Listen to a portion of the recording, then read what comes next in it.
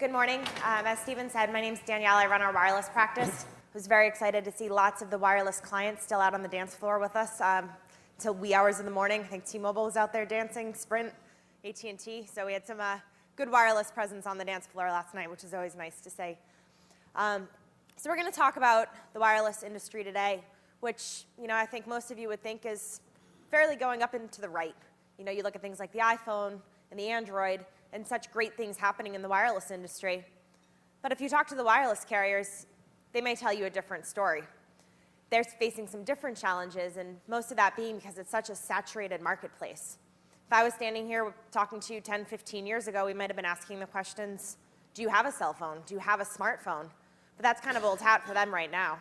Right now, it's more about driving loyalty, driving switching. Everybody's got a cell phone already. We see that. We see 46 million people going to the carrier sites each month. It's a lot of people out there shopping.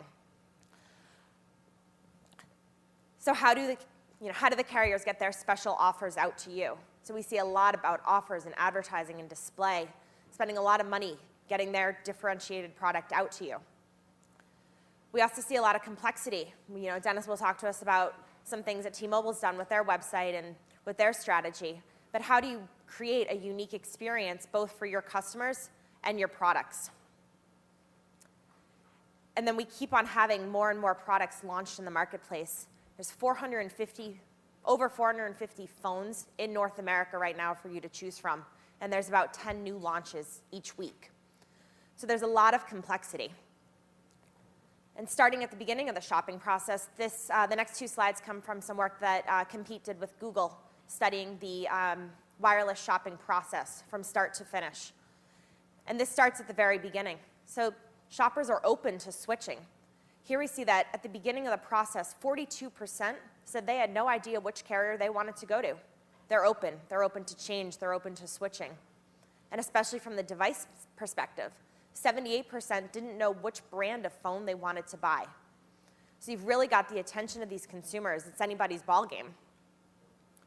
So where are they doing their research? Where are they going to get all their information to make these purchase decisions? Online, of course. So a couple other stats that came out of the research that we did with Google. Between last year and this year, when we did the study, we saw a 29% increase in the number of places they're going. So they're not just going to the carrier site and the manufacturer sites. They're going to blogs. They're going to social networks. They're going and reading consumer and professional reviews.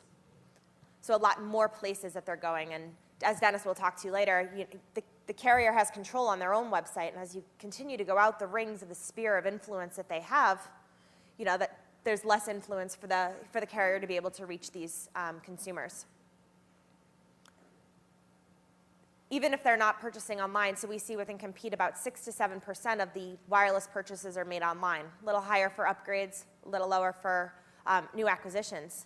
But it's not just about those people researching online. 63% of people that said they bought in a store had done their research online. So these are very educated consumers that are getting up to the checkout aisle. And then word of mouth comes in and plays a big part in this too. 43% of people that bought smartphones said that a friend or family recommendation had a strong impact on the phone that they purchased.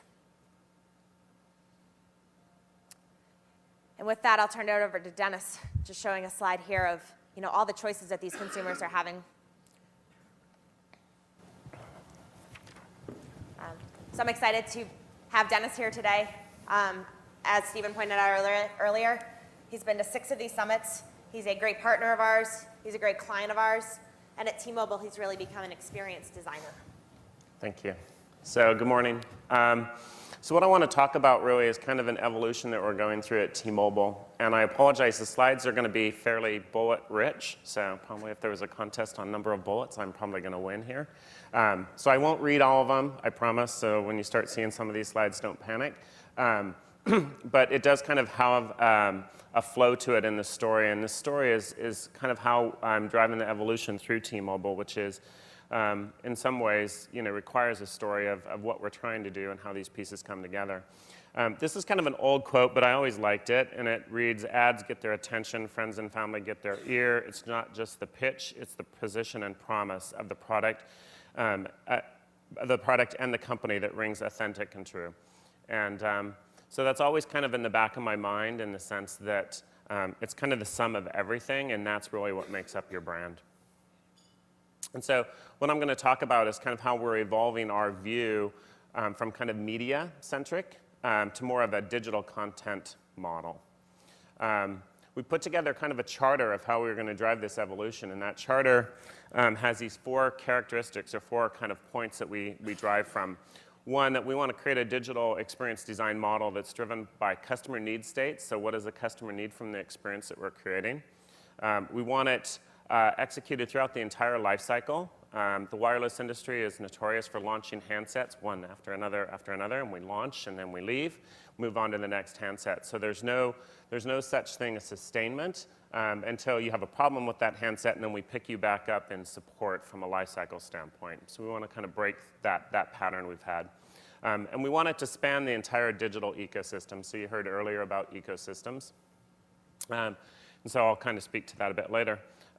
We want to define the metrics at the life cycle stage versus the individual media level. So this view of thinking kind of evolved from always being asked, how are you going to defend the ROI on social media, which is really hard to defend when it stands on its own. And as I'll get into a little bit later, I thought it was a little ironic that as good marketers, we believe that it's the integration of all these different media elements that actually make your campaign stronger. So I always thought it was odd that when it came to ROI that we broke it all apart and asked the question as if that media was working completely independent of the others.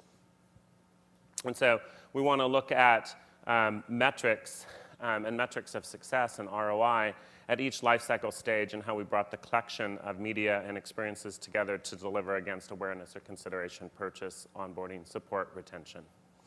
You know, any kind of change of this sort requires a cultural, language, and tool and process change, not just internally at T-Mobile, but across all of the agencies that support us in the digital world. I'll speak to that.